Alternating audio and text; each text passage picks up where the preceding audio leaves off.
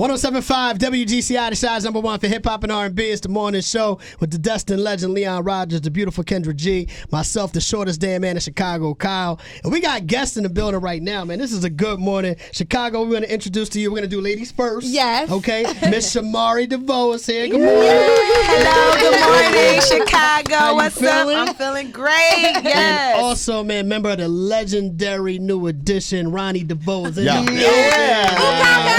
I know they're not here, but Ronnie, Bobby, Ricky, and Mike, I like the girl who cares who you like. Yes. We are definitely still touring as Ronnie, Bobby, Ricky, and Mike, a.k.a. RBRM. It's a beautiful thing, I got man. a problem with that. What is the problem, Okay, yo? so it might have been maybe 2.5 years now. There was a new edition concert scheduled here in Chicago. Right. Something happened with the building. They said rain. I was Rain was crazy. Literally, I was walking up to the building with my wife, tickets in hand, and they was like, "Yo, show's canceled because of the damage." So I'm like, "Cool, they'll reschedule." No addition reschedule. Right. It's wow.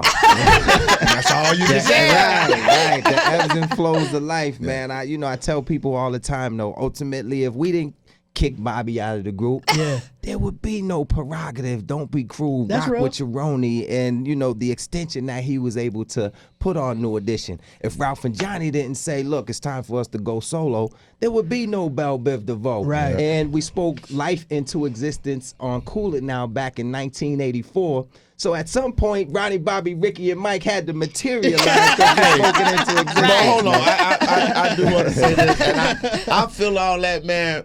Somebody called my man Ralph, man. I seen him doing the video. He was doing y'all moves by himself. It's just I was like, come on, Ralph, man. I'm sad, man. Right. He was hitting the thing. I'm like, no, by himself, man. Yeah, I saw that. Him and Johnny were on a cruise just recently, right? Wow. And I've seen Ralph perform If It Isn't Love, but I didn't see it in that capacity myself. Man, I was hurt, fam. I felt like I was missing when I was watching the video as well, but I mean, in God's time, I think it'll turn back around and we'll be able to put it together. Okay. But, I think it opened up the door for RBRM, and it opened up the door for my wife and I to be able to finally do something that we've been working on for the last 5 years, which is our music and our ministry. Love Comes Through is the first single from the album that's coming on March 10th, our 13th anniversary. Nice. Right? Oh, And, being married? Yes. 13 You've been years. married for 13 years? Been together 18 years. Oh my, what's the secret, girl? Girl, I mean, just, keeping him happy at home, making sure he gets a nice home-cooked vegan meal. Say that again. Say that again. Put that out there What's again. the Keeping secret? him what? Keeping him happy at home. Yeah. By any means necessary. Yes, lie, like boy. Malcolm X said, by any means necessary. Well, that sounds like the door is open for this conversation because we recently saw the stories about you guys, at one point possibly having an open marriage. Oh, yeah, that is the truth. wasn't a possibility. That Okay. happened, Well, ease into actually. it, That So whose idea was that? Was that your idea or his idea? Yeah, that was my idea. This open relationship happened 8 years ago. Okay. And our marriage has been restored for 7 years. I'm sorry, not 7 years. 4 years. Thank you, God. It was just at a time where I was in a state of brokenness and I was dealing with a whole lot of pain. I had just lost, the member of my group, Natina Reed. She was killed in a car accident. And I was just feeling really lonely and I just wasn't in a good place. So I was in a state of brokenness, and because I was in that state, I was making a lot of self-centered choices and I wasn't involving my husband. Yeah. Right. But eventually I had to get back to my faith, my principles, and realize that openness had to stop. So realness, you don't think open marriage is good for marriage? Hell nah. Well, no, it definitely wasn't good for us. Yo, I'm just saying, initially, as a man, when she brought it to my attention, I was like, word? Damn, so we get to taste a couple different flavors, and we might possibly get to taste those flavors with each other. I'm like, It didn't turn out. You're a man, so your mind is So already tell me in. why it wasn't good then. because it led to jealousy. Okay. It led to deceit. It led to envy, because when my wife is somewhere, I'm wondering what the hell is going on. When I'm somewhere, she's wondering what the hell is going on. Feelings and emotions began to take precedence, and we began to separate from each other, just not knowing, okay, wifey is over there. She might be falling in love. I'm over here, I'm not falling in love, but, I'm handling business, kind of dipping around a little bit. And yeah, it just led to, separation. She had her own place, I had my own place, and we were in a dark place in our relationship, and it's not good. It's not good. I mean, initially it may be cool because you're tasting a little something different, but it's not good for a relationship. I love a man to say that. I have a question for you, seeing this how man, it's no joke. Coming up in high school, man, we used to hate these dudes. Because, you know what I'm saying? When they came to town. Especially, and I'm going to keep it real, especially him. Right. Because he was the heartthrob of the group. Everybody done right. Like my wife to this day got a T-shirt, you throw it in the concert, man, if you don't throw that away, that man, we passed that. But how did you deal with that? Like, explain to some ladies or the guy that's in the industry at his level, at his time, boy band, heartthrob, how did you deal with that? Man, like I said, I was just in this place where, like, emotionally, I was just in a foggy state of mind. Like, it was just really cloudy, and it was almost like I just didn't even, it's almost like I knew that I didn't want to ever leave my husband, but at the same time, I still wanted to play on all of these other feelings and emotions that I was having at the same time. I was just very, very self-centered and just kind of, So the other girls didn't bother you that screaming over your husband while he's like singing with New Edition and girls throwing their panties at him? How did you hear him? Like, that's what he's really asking. Like, how you girls literally detaching their vaginas and throwing them up on the stage. Well, because we had an open relationship, it was like I knew he was out there, Okay, gotcha. And he's talking about, babe, just overall. Like, our open relationship is one thing, but he's just saying, me overall, being the handsome man. The thing about it is, like, yes, I love the fact that the ladies love my husband. Like, I've never had an issue with that. Like, he has fans. He's been in the game so long, and they're helping us and our families and everything. So I push that. So and plus I'm from the group Black, so I came from the music industry, so I have that experience, of being out on the road and having fans and stuff like that. So it's perfectly understandable, and I'm fine with that. And you don't want nobody that don't nobody else want. That's my rule. Don't nobody else want you. Why I want you? Right. So let's talk about the song you guys had. Now, this is your first time we're having a song together? Yes. What took so long?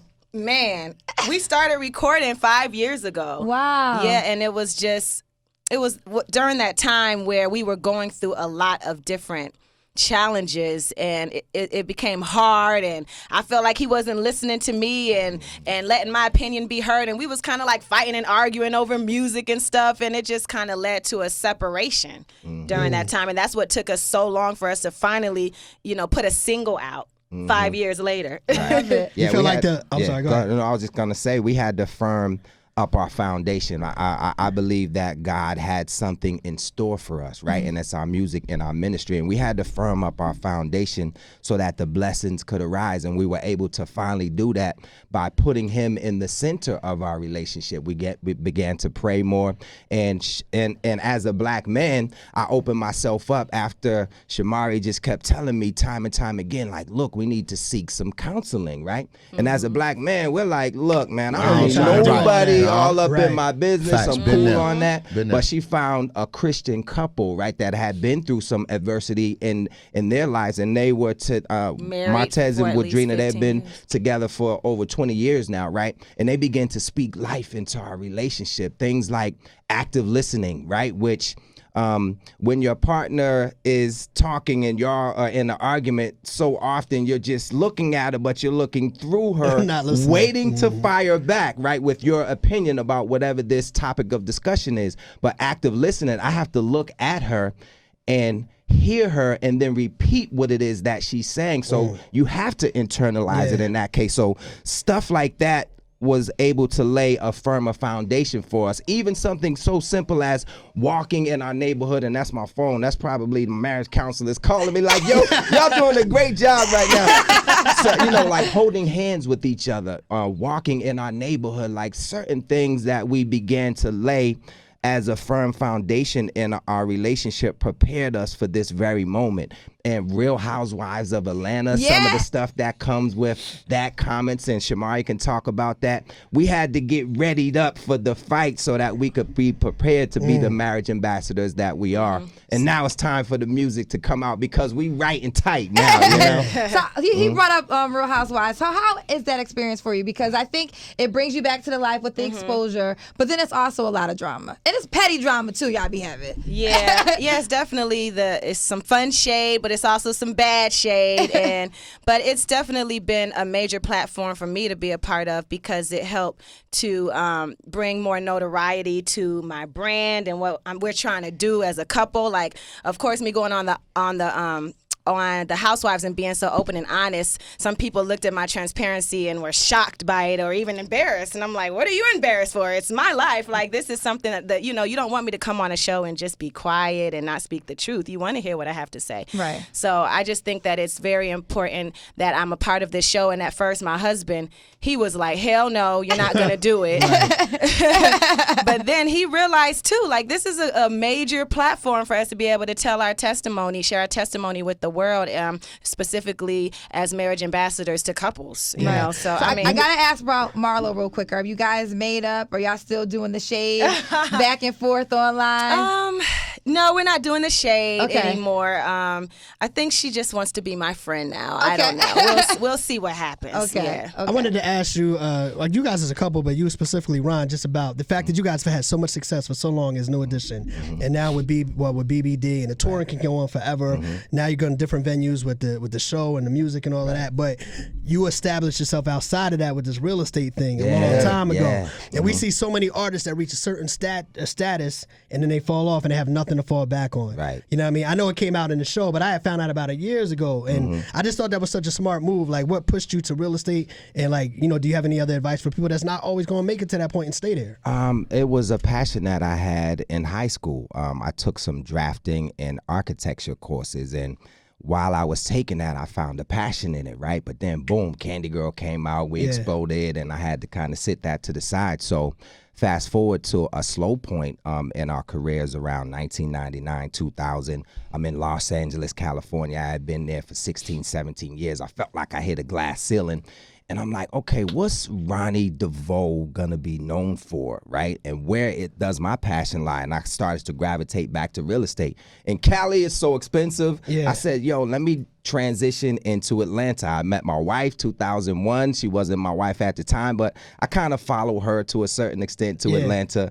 Also it's the chocolate. I never knew that. I mean, really, Ron? I thought you just happened to be moving that same year we met. It was probably, it was probably coincidentally. It was probably 47% of the reason why I moved there. But anyway, so Chocolate City, new, fresh start, right? Real estate is not as expensive there. I can get in, and I went and I met up with a real estate agent named Mary Gill, who became my mentor, and she told me that all it took was a month, for me to get this designation or this certification or to start a new career. And I'm challenged, like, yo, I don't want to go to school for 8 years to become a doctor to make the type of paper that I'm used to making in the music industry. And she said, yo, a month, 75 hours and less than $1,000, I can have this whole new career that I already had a passion about. Man, hands down, I went on ahead, went to school, got an 85 on the test, after that 75 hours, got an 83 on the state exam, and I was licensed, geared up, and ready to go. And that started in 2002. And my wife, which wasn't my wife at the time, she said that I was gonna be her first client, yo. And Shamari was actually my first client. Nice. She bought a townhouse in Lawrenceville, in the outskirts of Atlanta. And from that point on, it was my thing. Like, just my advice would be, your passion is music, right? But we all have gifts and talents, that, could be music, could be drawing, or what have you. So whatever that secondary talent is, you got to spend a little bit of time on that, because at some point in the music industry, it's a roller coaster ride, and when you're in that down time, which everybody's going to get to it, that other passion could be the meat and potatoes that allows you to kind of, get to the point where you're riding back up the hill. So that's what it was for me. No doubt. I got a question for both of you all, and it's stemming the fact that you all come from groups, black. I remember in 808 and all the his songs, and of course, you guys are like the Temptations of my era. How do we get back to that? How do we get back to young men and women looking at you guys groups and seeing how long your legacy lasts. Like you guys tour forever, like he said. And you know, if you guys came out and did a show together, you know, rest in peace to the one member, people still remember that music that took you back to a happy time, happy place. How can we infuse that in music? Because you don't really see a lot of groups anymore. Everybody's solo dolo, one hit wonders and gone, or one song that remains forever. How do we get back to, like, is there anybody, are you guys thinking about cultivating anything, growing something from the ground up? Right now, it's really about our music and our ministry. Love Comes Through, available on all digital platforms right now. But I think with the music industry, for me, we got to a place where it was about streaming and downloads and CD duplication, right? So music, the record labels began to not make as much money, right? So when the group comes to the table, that's 4 or 5 individuals, they got to pay for 4 or 5 flights. They got to pay for 2 or 3 hotels. So they looked at it like, how can we monetize this thing in a way where we can still make some money? And it's who's the most talented person out of the group as opposed to the whole group, which is going to cost us to move around. And I think they started to pluck the individuality out of it in that way, like it was a money thing, right? So then